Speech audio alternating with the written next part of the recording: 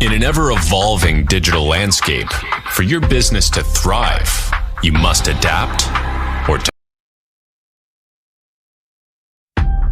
In an ever-evolving digital landscape, for your business to thrive, you must adapt or die.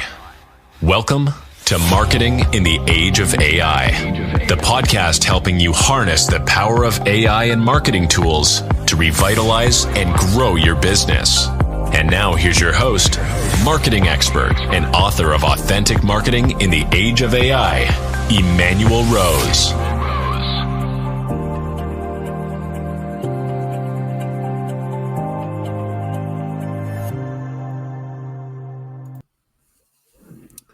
Welcome to this episode of Marketing in the Age of AI.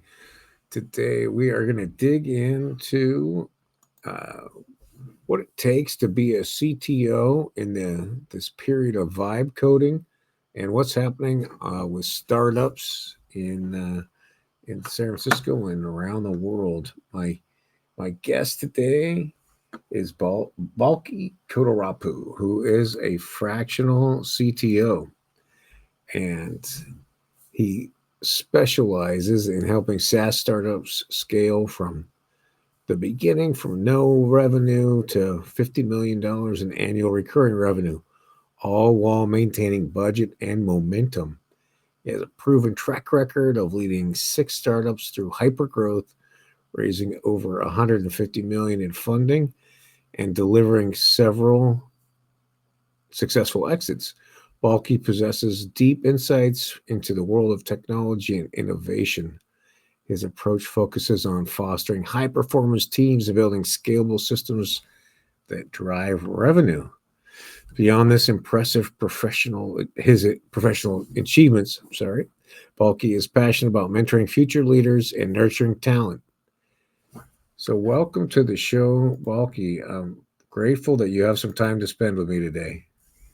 Hi, Emanuel. Likewise, ever since we connected, I've wanted to be on the show and talk to you and your audience. So I'm excited to be here today. Yeah, well, it's an interesting time to be involved in technology, isn't it? That's an understatement. I was just telling somebody, I've been in the industry 20 years. You know, we had a lot of hiccups, and including the 9/11 event and, major events both in the world as well as technology. And this one put the fear of Almighty in me. So it's a major tectonic shift for sure.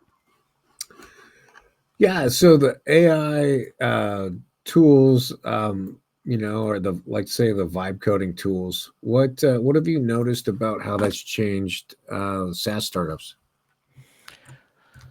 It's changed a lot in terms of perception and pressure, and almost like anything else, like no surprise here, the people in the weeds feel differently about who, like everybody else, the spectators, right? So Yeah.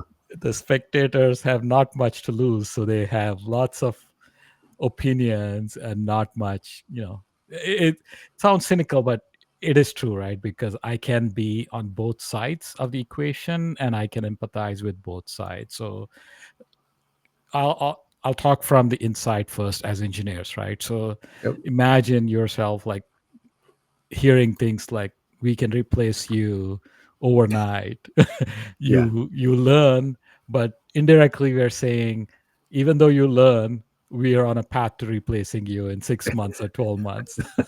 So naturally my question is, first, why would I learn? And second is, what the F, right? So why should I even go through this journey? So that's from the inside. That said, it's been a journey for sure. Most objective and realistic engineers are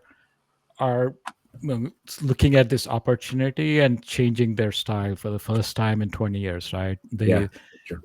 We could get away by saying, I'm a great developer, leave me alone, keep increasing my pay, like don't ask me for deadlines, and all of those could be okay in the last 20 years. They know now that it's not okay. So they're embracing the tools for sure. So I'm embracing the tools, they're embracing the tools. that's the inside reality. From the external side, there's enormous pressure from the community, the VCs, et cetera, the people who hold the keys to the kingdom. They get to see the news real time, and they see all this news, and it's natural for them to challenge and ask the engineers and the engineering leaders like me, how can we 100x our productivity? Or when this company's revenue per employee is $10 million, how come ours is like 200,000 or whatever, right? So Yeah, right. the that's what I see from both sides, and I can empathize and relate to both sides of the equation a little bit more with the engineers, because I'm a recovering engineer myself. Absolutely. Well, I've done a little bit of work. I've built a couple apps on Replit, Okay. and so what I found is like I can build a pretty good interface. I can build some basic functionality, but then when it comes to security and payments, I still need help with the professionals. So what are you seeing in terms of that? Yeah, and by payments you mean accepting payments? Yeah, right. Mhm. Yeah, even that could be a smaller leap of faith. There's so much APIs like Stripe, makes it extremely easy for you to integrate. I would encourage you to go like maybe spend a day or two learning about Stripe API and vibe coding your way to accepting payments. Yeah. I think you can do it. The security part is a tricky one, right? So it's several layers of security. These days I'm working with a little bit more mature and especially health tech companies. Hmm. Just the industry itself, like we are stewards of a lot of highly confidential, important information. So Yep. security is at the center of everything. So I cannot afford to take it lightly. So we take every effort and more when integrating AI tools at each layer. So, for example, we've been using Cursor for our developers for a while. We had to Yep. do a lot of due diligence in getting the approval. And now we are seeing in the industry that with Claude Code, our productivity could be increased. Uh-huh. We want to help our engineers increase their productivity, but do that with eyes wide open, right? So we'll go through the same vetting process with Claude and Anthropic before we say yes, go ahead and jump in. So it's a one simple example, but you can imagine that at each layer when um, we ask our vendors, do you use our data to train? If even if they're like flinch a second, that puts doubt, right? So For one sure. company said, we don't know, and I'll go find out. I'm like, no, that's not Yeah. how it works. You should know the answer to this Yes, one. Yeah. exactly. Another company said, we can only promise in our enterprise plan, right? So that's an okay Oh, answer. It's like right. 20, Yeah. 30% more. Yep. It's the cost of admission for us. Like, if you can guarantee that you won't use us for training and have zero retention, that's fine. We'll pay like that 30% premium happily. Yeah. Those are some of the things. And we use a tool like Vanta. I don't know if you came across that. So Yeah. Yep. Vanta I've seen is that. doing Yeah. a great job of, like, if you put the tool's web address, they'll grab everything. If they have SOC 2 compliance, and Yep. the tool will actually read the entire compliance document, generate questions to ask, and then like check off and give a grade of how secure they are. I guess you could do the same thing with Notebook, couldn't you? Or Notebook similar to. LLM, Yeah. yeah, likely, yes. Yeah.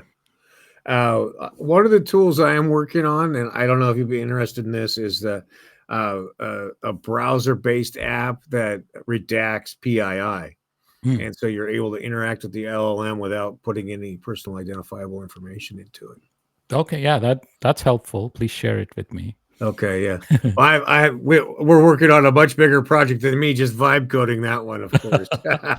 Awesome. Well, yeah. Talk a little bit about what the compliance standards are that you've got. Obviously, HIPAA and SOC 2, but are there any other overarching compliance standards that we've developed yet? Um, There's others, but like I mentioned, I work with health tech companies. So Yep. HIPAA SOC 2 is like baseline. Any vendor we interact with, we require SOC 2. Type 1 is enough many times, but type 2 is better. Yep. And then HIPAA, obviously, right? It's a long Sure. process. HIPAA, interestingly, is a self assessment. So Right. there's not like a third party auditor that does it. So there's a lot of gray in when somebody says they're HIPAA compliant. Right. But there's a lot of best practices that are pretty arduous. So as I mentioned before, when we bring on any vendor, we ask them if they can sign a BAA, the Business Associate Agreement. Right. Not many will do it, mostly because they don't know what it is, but but also it's a somewhat of a higher commitment on the vendor. So, and we do that only like not for the sake of making their life harder, but it's also if they're accessing our like confidential data, right? So if they're Yep. just accessing our code, they don't need to sign a BA, for example. If they're accessing our Jira, maybe it depends like what they do with Jira. So there's a lot of nuance, and as a startup and as practical people, like we can like thread the needle, like not be too draconian about this, but at the end of the day, our job is to be stewards of this we promised our customers something, and we have to keep that promise. Absolutely. Yeah. And it's very, very easy for the information to leak. I was talking to a friend. He was trying to do like he was absolutely trying to help the company. He was trying a tool and put some of the data in that tool, and then just like realize that maybe that was not the right thing. So for weeks he's been chasing the company down to ask them about their stance or delete the data, and they're not responding. Like that puts a bad taste in your mouth, right? So Yep. when something like that happens, I don't want to like deal with that. I would rather Yeah. You got to build be something. responsive. Yeah. Exactly. Yeah. Yeah. What are you saying to guys that are coming or people that are coming out of school right now, having been coding, doing computer science or something? What's your wise counsel as the grandfather of technology to the young people coming up? Oh yeah, thank you. Yeah. So yeah, I have some opinions there. Starting with my own son, he's 16. He's not Okay. quite there. He's a few years to go before Yep. graduating college. But just in the last year, like until last year, I was like, you should go into software, work for a FANG company, make as much money as you want. But that there are slim chances for most people, right, to do that these days. The careers have been quite disrupted. But to my surprise, like he wasn't into software, but somehow he got into software. He built his own startup. He's doing a Oh, cool. internship at 16. That's pretty Nice. impressive, at least Yeah. if I might say that. He's Absolutely. helping a Silicon Valley startup as an intern. So like he got into it, and I'm surprised and happy to like see him be quite natural with vibe coding. Nice. What I'm telling him is vibe coding is fine, but learn the fundamentals. So I'm not giving him a free pass. Like he's like so enamored with like, oh my God, this is like so easy and so fast. I'm like, fine, enjoy that, but Yeah. learn the fundamentals. Right. Because if you can do it, everybody in the world could do it. So how will you differentiate yourself? And one way as a hardworking young person is to build that foundational skills. So for now, I'll stand by that. I don't know in 2-3 years if having that foundational knowledge is important. For now, it is. Right. All of that said, the silver lining is at several companies I'm helping, we are actively using interns. So students still in college, second, third year.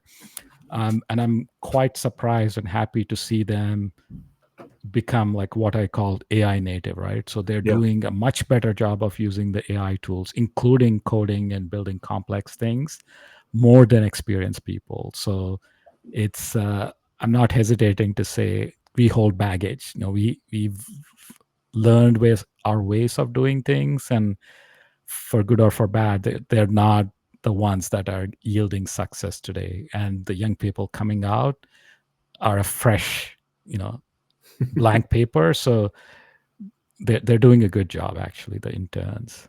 Yeah, that's interesting. I mean, I guess the question is there always going to be there's always going to need to be humans in the loop, right? Mm-hmm. To verify and double check and ensure that uh, what the computers are generating is accurate to what the project is. So maybe just fewer. We'll just need fewer humans. Do you think, or what are you projecting? The verdict is still out there. I'm not a futurist to look into 10 years ahead, Yeah, but I'm a realist and an optimist, right? So I think like we can generate more high quality. Like right now, it's like the quote unquote, it's all AI slop. It The first 90% is very fast, but the remaining 10% takes a lot of time, and it's yeah, quite frustrating. Now, I want to table flip and say, let me hand code everything from scratch, right? So uh, of course we'll get past that, in 2-3 years or even quicker. You'll get to 95% and 99%, like fully high quality, highly secure code. It's a matter of time, it's not a sure. matter of if. So that's going to happen. One optimistic view for me is we are in somewhat of a bubble, right? So you and me and many others on the coastal elites, right? So we live and breathe SaaS and the fast-paced breakneck speed of tech. So Yep. for us, it's natural.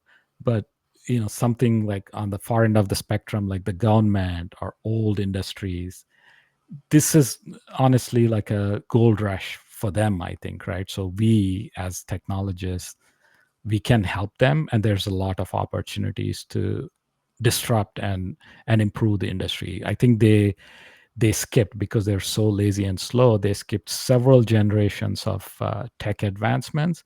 But with AI we could help them. So I see a huge opportunity for us, like, there. Yeah, I agree with you, and I think what's interesting is that some of the engagements I'm in, we're not even close to the point of instituting any AI applications. We're Exactly. just getting the data together into a space and just starting with some automations and, like the technology debt that's been accumulated by some of these legacy businesses is catching up and getting them in a position to use AI, right? Exactly. Yeah. Again, like the good thing, again, the meta thing is, even in reducing the tech debt, that's where I'm super excited about. Even like a company I'm helping is only 4 years old, but the enormity of tech debt, because of their own success, we just can't think of like fully automating through AI. But I'm excited that I can use AI to reduce that tech debt Yeah, much quicker. So like a year ago, if there's tech debt, I would say like just live with it, because trying to reduce that will kill the company. But yeah, today I have a different stance. I'm like, we can use AI to transition off that legacy code. There's hope at the end of the tunnel. So as a yeah. realist, that's my view. Yeah, I love it. Yeah, I think it's interesting. I mean, we've seen these big pushes, these big innovation pushes, and we know that the technology can always move way faster than the humans can integrate it. And we just have to make sure that the deployments and the applications that we're using are good and from the strategic planning process and will actually yield an ROI. Mhm. And then that way there'll be opportunities to do more of them and get the benefits of it. Absolutely. Well, Balky, this time has flown by, and I hope that you'll come and join me again in a couple months so I can check in and see what you're up to. I'd love to have you on the show again. I love the work that you're doing, and I sure love the spirit in which that you're working on all these projects. Awesome. Thank you, Emmanuel. That went by really fast. It sure did. We'll have your LinkedIn and website and the show notes, and encourage people to connect with you to have a conversation about technology. That sounds great. Thanks, Emmanuel. Okay, I'm grateful for your time. Thank you. And hang on while I close the show, and we'll say goodbye. Well, it's good to hear that we're still going to need humans in the IT department, even as the AI gets more and more powerful. I hope that you take some time today to find a place in your workflow that AI may be able to help you, and that you test some new tools through an aggregator, like there's an AI for that, or through a ChatGPT search, and that with that time that you win back by implementing an AI tool, that you continue to upskill, that you spend more time with your friends and family, and that you take time to get outside in nature and get away from the screens. This is Emanuel Rose, Marketing in the Age of AI.